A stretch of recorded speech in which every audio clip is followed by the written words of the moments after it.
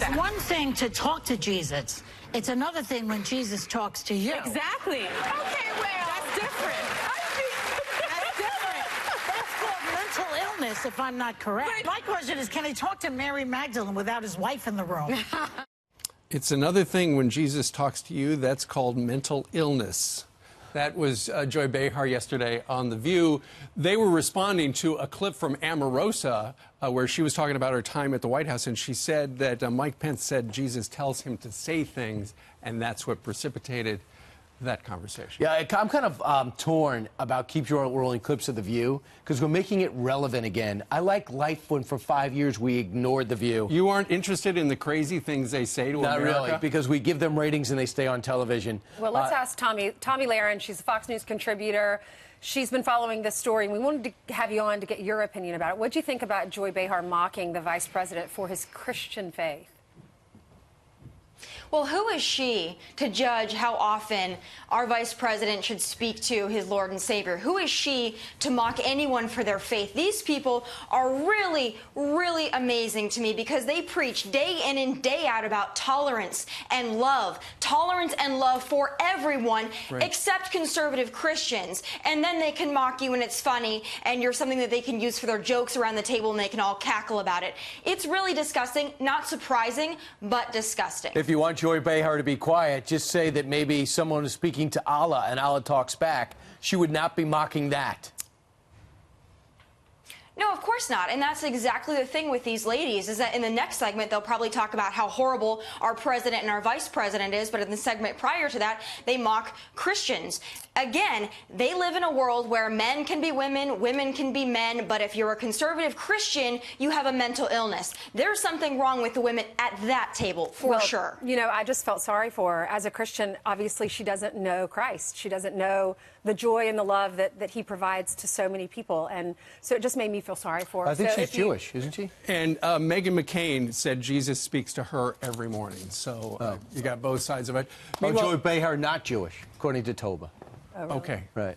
Meanwhile, let's talk a little bit about one high school. Tommy, they wanted to ban the national anthem from pep rallies because they say that the third verse of the Star Spangled Banner is racist.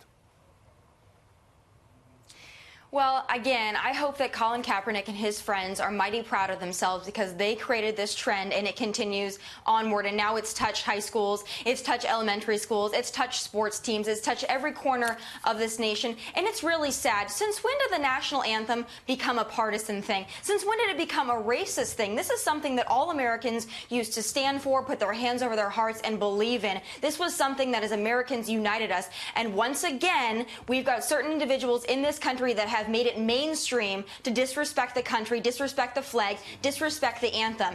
And again, I don't think that these children at a young age, I don't think that they understand the ramifications of that. I don't think they understand how it feels to be a veteran or a police officer or someone that flag means so much to.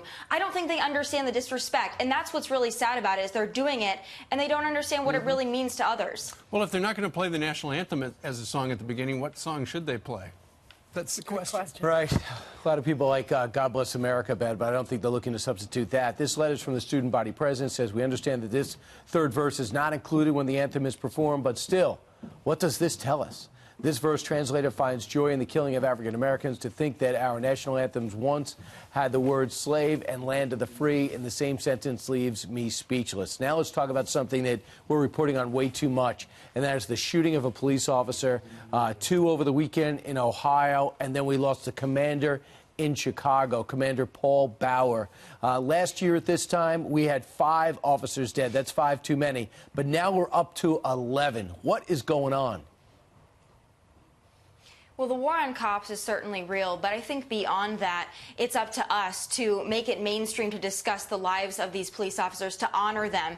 Because if we remember them, we remember their memory, their legacy can truly live on. So beyond this, beyond talking about how sad it is and the statistics and how deadly even the year 2016, 2017 was for law enforcement, I think moving forward, it's up to us and it's up to networks, especially Fox News, to talk about the lives of these officers and to truly appreciate them, because I know it means the world to their families when we do so. They put so much out on the line each and every single day. They do it for little praise and not enough money, and it's up to us to salute them. And again, any officer lost is one too many, and my heart really breaks for their family members in the community, because you can tell he was greatly loved. Indeed, he was. All right. Tomi, thank you very much for joining us from the West Coast this morning. Thanks, Tomi.